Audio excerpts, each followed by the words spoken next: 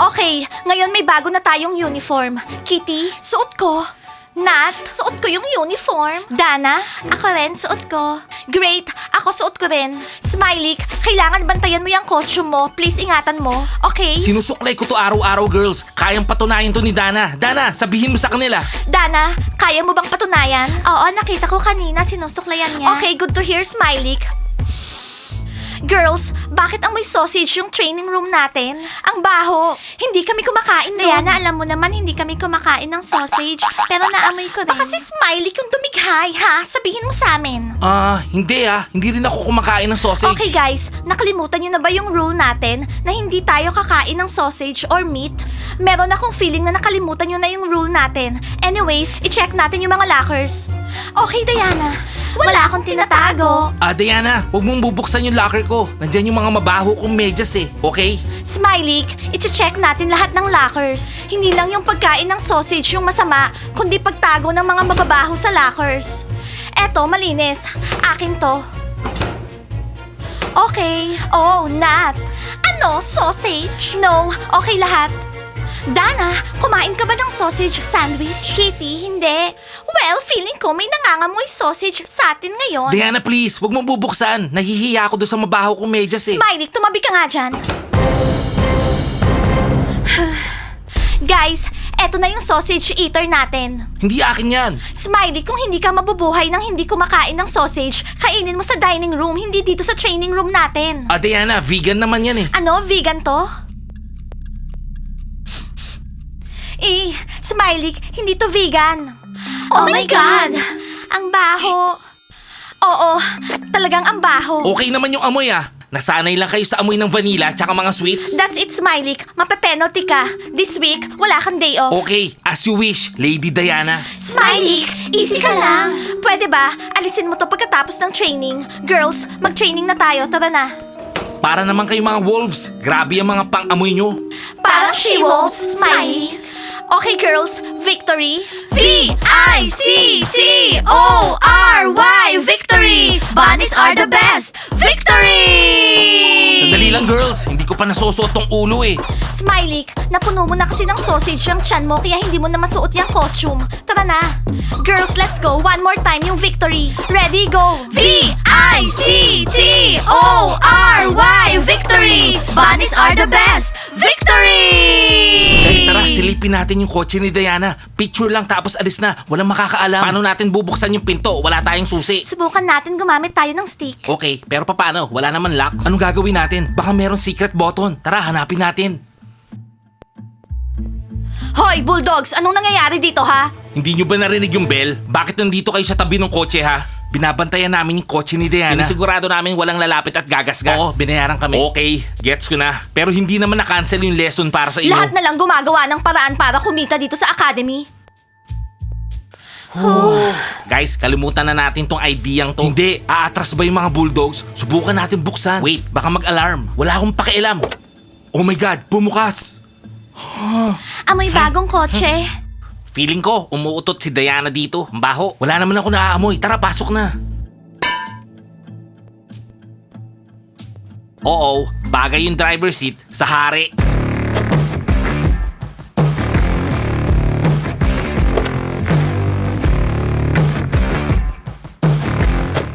Big, hindi ko maintindihan. Binigay ba ni Diana sa kanila yung kotse?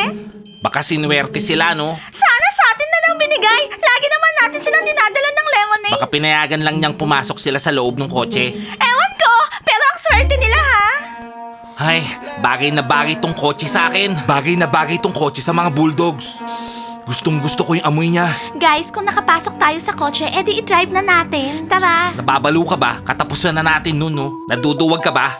Tama si Ashley. I-drive natin to. Mag-ride tayo. Oo, tara. Nasa lesson lahat. Hindi naman nila mahahalata. Magpatugtog tayong malakas tapos ibaba natin yung window para makita tayo ng lahat. At mabilib sila sa atin. Alamin muna natin paano paandarin to.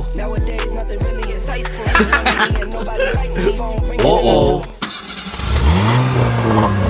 Saan pupunta yung mga bunny girls nang wala tayo ha? Tara, alamin natin. Buisit, yung mga basketball player. Oh no, anong sasabihin natin ha? Sabihin natin nagpapainit lang tayo. Hoy, anong ginagawa niyo sa kotse ni Diana? Kayo ba yung bago nilang boyfriends, ha? Anong ginagawa niyo dyan? Pumasok lang kami sa loob para magpainit. Sobrang lamig sa labas, wala kaming mapuntahan. Wala kaming masilungan. Sarado yung academy para sa lessons. Ganon. Bakit kayo nagsisinungaling? Gusto natin mag-drive. Bobo mo talaga. Magdadrive kayo? Dito ka nga. Tapos na kayo, Bulldogs. Eto na yung katapusan mo. Nasaan si Diana? Magpapaliwanag ako sa kanya. Wala kang karapatan kausapin siya. Anong naisip mo? Ba't pumasok ka sa kotse niya, ha? Bad timing kayo, basketball players. Gusto namin mag-drive. Manahimik ka na nga. Magdadrive kayo? Alam niyo, hindi kayo pwede mag-drive nang walang lisensya, di ba? Kailangan pa ng lisensya? Siyempre, no? Siguro naiinggit yung mga basketball players sa mga bulldog kaya hinila nila sila palabas. Hindi naman bibigay ni Diana yung kotse niya. Yari ka ngayon, Zach. Alam mo mangyayari kapag nangnakaw ka ng kotse, ha? Hindi naman ako yung nagdadrive, eh. Wala kaming pakialam. Wala kaming alam dyan. Pasahero lang kami. Hindi, magkakasama kayo. Pupunta kayo sa principal. Ha ha ha! Bulldogs, lagot kayo! Ano bang ginawa nila? Gusto nilang nakawin yung kotse. Mga bobo talaga sila. Dahil yan kay Ashley. Siya yung leader ng mga bulldogs. Oh, sa tingin ko magiging mainit dito sa academy. Sa totoo lang, gusto ko rin magnakaw ng kotse. Pero syempre sa smart ways. Sige nga, subukan mo. Para naman saan? Puro kasalita, Blandy, bla bla bla, bla bla bla. Kailangan ko bang patunayan? Hindi na kailangan. Alam ko, hindi mo kayang gawin. Girls, tara! Tingnan natin kung anong mangyayari sa kanila. Makikick out sila sa academy. Yes, hindi ko sila gusto. Nakita mo yun, Big? Sinubukan nilang magnakaw ng kotse. Huwag mong gagawin yan, ha? Okay, pasok na tayo sa klase. Bulldogs, anong ginawa nyo? Gusto niyo lumayas dito sa academy? Hindi. Oo. Dapat i-kick out yung mga yan. Mga bobo lang yung napapahamak ng ganyan. Sa tingin ko, si Blandy na yung susunod. Gusto rin daw niya magnakaw ng kotse. Huwag kayo maingay. Okay guys, sino ang pasimuno dito? Sino nakaisip nito, ha? Hoy, sagot. Sino daw yung pasimuno? Si Ashley. Wow! Sinabi ko na sa inyo, siya yung leader. Ashley, ikaw nakaisip nito? Hindi, si Zach. Si Sean yung nasa driver's seat. Sean, Zach, pupunta kayo sa principal. Ashley, Mario, pumasok na kayo. Thank you, Stella. Alam ko mahal mo pa rin ako. Hindi na. Nasa kotse rin sila. Bakit pinapaalis mo sila? Oo, magkakasama silang bulldogs. Dapat makick out sila dito sa academy. Sean, Zach, tapos na kayo. Sean, Zach, pumunta na kayo sa principal. Sige na, bulldogs. Pumunta na kayo doon. Hindi. Kakausapin namin si Diana. Oo, bago kami pumunta sa principal. Anong iniisip nyo? Sa tingin nyo patatawarin niya kayo? Oo, baka patawarin niya. Sandali lang, titext ko si Diana. Diana, wag mo patatawarin si Sean tsaka Zach. Sabihin mo, mga magnanakaw tong dalawang to. Wala nang kailangang pag-usapan. Palayasin na yung dalawang yan. Guys, kami nang bahala dito. O anong problema? Kanina ang tapang-tapang yung sumakay sa kotse. Ngayon nanginginig kayo sa takot? Gusto lang naman namin magpainit, eh. Oo, ang lamig sa labas. Paghawak namin ng pinto, bukas, eh. Iniwan nila yung susi sa kotse. Well guys, good luck sa principal. Huwag niyo kalimutang isulat, ha. Lalayas na kami sa academy, hindi na kami babalik. Academy ni Diana to. Siya ang magde-decide kung lalayas kami o hindi. Hindi kayo. Ano sabi mo? Well guys, tama sila. Kotse ni Diana yun. Kaya siya magdidesisyon kung anong gagawin sa dalawang kumag na to. Sa ngayon, pumasok na kayo sa klase. Sige na, bilisan nyo. Swerte ka pa, ha. Kailangan makumbinsin natin si Diana. Oo, Zach, sigurado yun. Oh, tapos na yung show. Tara na. Okay girls, see you tomorrow. Smiley, meron kang nakalimutan. Ha? Ano? Yung sausage sandwich mo. Oo nga pala. See you tomorrow, Smiley. See you. Bye girls. Hugh, ang baho dito. Kailangan nating buksan yung mga bintana para sumingaw yung amoy. Meron akong text galing kay Kiril. Diana, wag mong patatawarin si Sean tsaka Zach. Oh, ano na namang ginawa ng mga bobo na yon? Siguro nagdikit na naman ng gum sa desk. Mas grabe pa yung kaya nilang gawin doon. Okay, alamin natin. Ano ba yan? Bakit ba puro na lang sila problema? Kasi mga bobo sila, Kitty, kaya puro problema. Ano ba yung ginawa ni Sean tsaka Zach? Baka maliit lang naman na bagay. Maliit lang naman na problema yung kayang gawin ng mga bulldogs eh. Dana, lahat nag-uumpisa sa maliit na bagay. Oh girls, alam niyo ba kung anong ginawa ng mga bulldogs? Gigi, alam mo kung anong nangyari? Sabihin mo sa amin. Ayokong madami sa problema ng iba. Hindi ko sasabihin sa inyo. Gusto nilang nakawin yung... Big, wag tayong makialam, okay? Magnakaw? Mga magnanakaw ba sila? Okay, Gigi, kung ayaw mong sabihin sa amin, meron namang ibang magsasabi. Ngayon, bigyan mo kami ng something na masarap. Nagutom kami sa training. Mas mabuti yon. Diana, kailangan lagi mong bantayan yung kotse mo. Big, wag ka na nga magbigay ng clue. Big, actually, Actually, may alarm yung kotse ko. Naintindihan mo? So, huwag ka masyadong lumapit doon para hindi mag-alarm. Sabihin natin sa mga basketball players na kakampi natin si Diana. Oo, na sinusuportahan natin sila. Kailangan ma-kick out yung mga Bulldogs. At kapag na-kick out sila, mababakante yung mga kwarto nila. Yay! Aalis yung mga Bulldogs at may darating na mga boys na kapalit nila. I-date natin sila. Ano nangyayari dito? Anong ginagawa nyo sa locker room namin, Kisa ha? Girls, anong ginagawa nyo dito? Boys, against kami sa mga Bulldogs. Oo, against kami sa mga magnanakaw. Sabihin natin kay Diana na i-kick out sila. O Kisas, bakit ang babait nyo? Tinext na namin si Diana na huwag silang patawarin. Good idea yan, na mag-team up tayo para mapalayas tong dalawang to. Eh kami nga, hindi makapunta sa loob ng kotse ni Diana eh. Oo, tama. Tama yan, boys. Nag-aalala lang kami sa kotse ni Diana. Okay? Baka nakawin nila, tsaka gasgasin nila yung kotse. Sa tingin ko, Kisas, may iba kayong plano. Gusto nyo yatang gantihan yung mga ex nyo eh. Sana makinig si Diana sa akin na mapalayas yung dalawang yun. Kapag pinatawad ni Diana yung dalawang yun, ay yun ang pinakamalaking pagkakamali niya. Kasi uulitin na lang yung ginawa nila kanina. Okay, boys. Ready kaming makipag-team up sa inyo. At kumbinsihin si Diana na i-kick out yung mga Bulldogs dito. Deal? Deal! Oo, kumbinsihin nyo siya. Kapag nagawa nyo yun, lilibre namin kayo ng ice cream, okay? Walang lugar yung mga bulldogs na yan dito sa academy. Oo.